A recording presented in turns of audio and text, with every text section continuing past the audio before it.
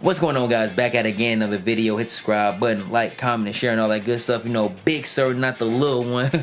I ain't really talking about nothing, but what I'm gonna talk about in this video is my stint as a platoon leader and something that y'all can take from when y'all become platoon leaders in y'all unit. So stay tuned for more. My experience from going straight from basic OCS straight to a unit it's kind of like a different transition. It's very different dynamic, I can tell you that for the least. I think the biggest thing that will make or break your experience, well, not make or break it, but it can make it a whole lot easier, is having a good platoon sergeant. Well, the platoon sergeant is more the hands-on, how it should be, you know, make sure things are running, executing pretty well, and you're kind of like providing that PL is providing that support role, make sure things are running in accordance, make sure things are like running smoothly, you know, make sure the morale is decent. Like I said, you're more of that support element. Like they refer to the platoon sergeant as the father of the platoon, and they refer to the platoon leader as the mother and stuff like that. I don't know why, but it makes sense when you kind of hands-on support role. I get it.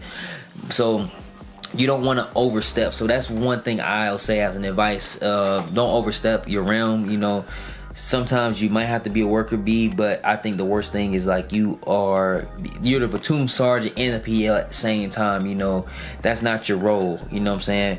If you have a situation where your platoon sergeant is trash, or you don't have a platoon sergeant like that's capable of doing what you need to do, you need to coach them up. Just give them a counseling, tell them your expectations on what you expect from how you see the platoon moving, and you're based in accordance to the medal of your company and also what you see on your tidbit. So I don't think, you know, I did say like if you got a platoon sergeant, bad platoon sergeant is gonna be a bad idea, but your job is to make sure you instill certain dynamics, you know, and have a good relationship with your platoon sergeant, whether it's that uncomfortable conversation or just overall just kind of seeing what they're doing and kind of ailing them to their strengths, and then you just fixing the weaknesses like on the side and stuff like that. But I'll give you a transparency hour because I don't want to just be saying all this sound good stuff like I'm like the most ideal platoon sergeant, platoon leader and stuff like that.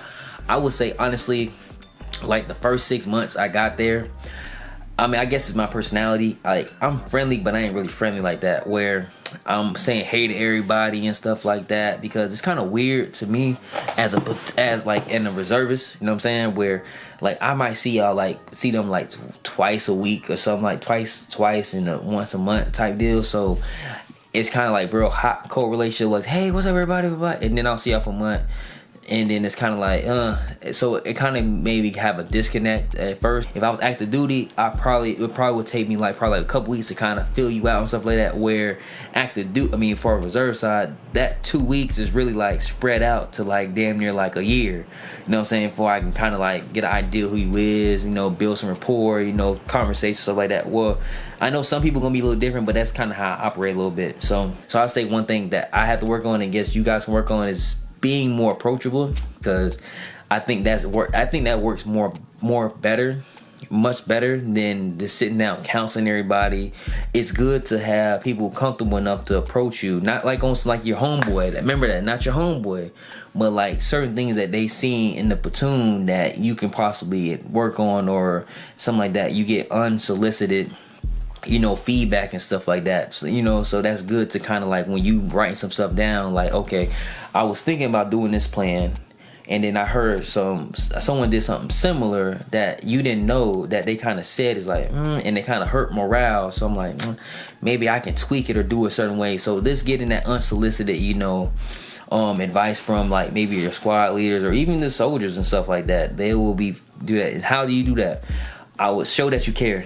I will say that 100%. Show that you care. Show that you're interested in what they got going on, and it's not just a me like thing where like y'all only got, even though people are gonna listen to you and do it off the strength of rank, like, know what I'm saying, like even if they don't like you or hate you, they gonna do it. I think I was telling this in one of my meetings I had, like people would do it on the strength of your rank, but are they gonna do it to the best of their capability?